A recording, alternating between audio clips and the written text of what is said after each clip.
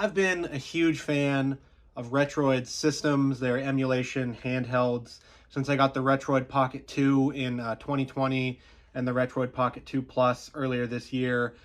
This is just an absolutely amazing way to play emulated games or Android games or whatever. And so now, with the release of the Retroid Pocket 3, finally, we have the form factor that we've wanted, and we have all the changes that we've wanted to the system when it comes to dual analog.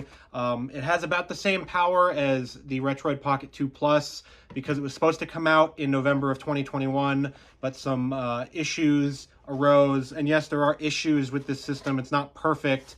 Like, there's a problem with the screen on certain units. If you're at 30% brightness, it'll flicker uncontrollably. There have been other issues that aren't as widespread, so we'll have to hope that my unit is not one of the ones that is problematic. But I ordered the one that came with another 32 gigabyte SD card because, you can never have too many of those. You've got some tools here to pry open the unit and replace the buttons with they come with the dome switches, and then you can get the rubber membrane buttons on there if you want to. And then, of course, we've got what this looks like, some other components that come with it here. And then, of course, you've got the Retroid Pocket 3 here in the box. Mine came from China. It came pretty quickly, actually, which was pretty nice to see some fast shipping finally after all of these times ordering stuff online and, waiting for it, especially from overseas.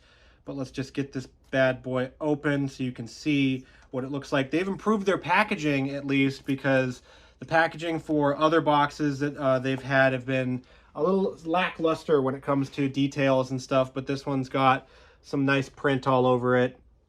And it's actually a pretty sturdy, nice box. It came in a cardboard box with some padding, so it doesn't look like it's too beat up from getting shipped out. But here, and it's got some magnets actually in it. That's pretty nutty. But we've got the whole package here. Let's pull it out. Opens up like this little drawer. That's a pretty snazzy box, I have to say. I'm pretty impressed with their packaging here. I got the Indigo system because it looks like a GameCube. And so we'll just pop this out of the plastic that it's in here. That's in pretty tight. Wow. Try to get this thing out without messing anything up. So we'll put that down there, and we can see the console itself. And we've got the screen protector, which I messed up putting on both of those, so I won't mess it up this time. But wow, this looks very, very nice, very, very clean. And here it is. Here is the Retroid Pocket 3, and it has sort of different triggers than the Retroid Pocket 2 Plus here, where the buttons go down a little further. There's a little more travel, a little more give, and you can see them side by side. Obviously, this one has a bigger screen, and it has mushier buttons. The buttons feel better. The D-pad feels better to me already. The R1 and R2 buttons, R1 and L1 buttons, pardon me, also feel pretty nice. This feels way nicer in your hands than this does. The one thing about the Retroid Pocket that I didn't like very much was holding it for an extended period of time was pretty uncomfortable with just how angular it is, and it's very just like sharp in your hands. It's also very cramped for a very long play session, so this is something more along the lines of the Switch Lite that is a little bit bigger. The screen is wider, and this just feels way more comfortable in my hand. It feels sturdier. It feels less like a children's toy and more like a video game console. And then we also have the dual analog finally for a Retroid system. I know that we've had it sort of with this one, where this little slider was a little bit better than the first one, but the slider is gone, thankfully, and it has L3 and R3 functions, so they click down and everything. But this looks absolutely beautiful, and you've got the SD card slot, you've got USB headphone jack, some vents, some speakers, USB-C on top, and then we've got the power button and the start and selector up here, so they're really not, cramping up the device. This feels incredibly nice in my hands. See if it powers on. It does. It has a nice rumble, and there's the Retroid Pocket 3 logo, so you can see just what this thing looks like when you fire it up.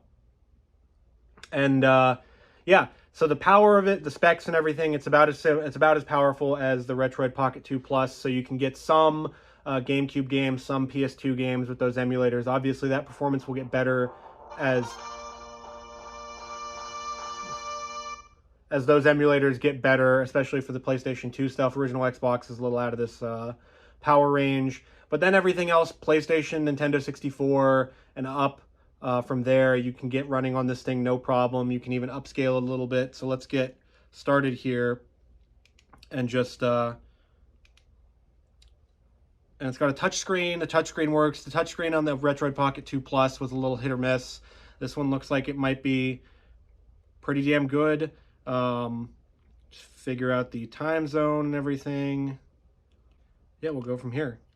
And then, of course, you've got pre-installed apps, so you can pre-install everything here on here. So you've got Citra, and you've got Dig and the Dolphin emulator, and then you've got DuckStation for PlayStation, Flycast, Mupen 64 Plus, PSP, PPSSPP for PlayStation Portable, Redream, RetroArch.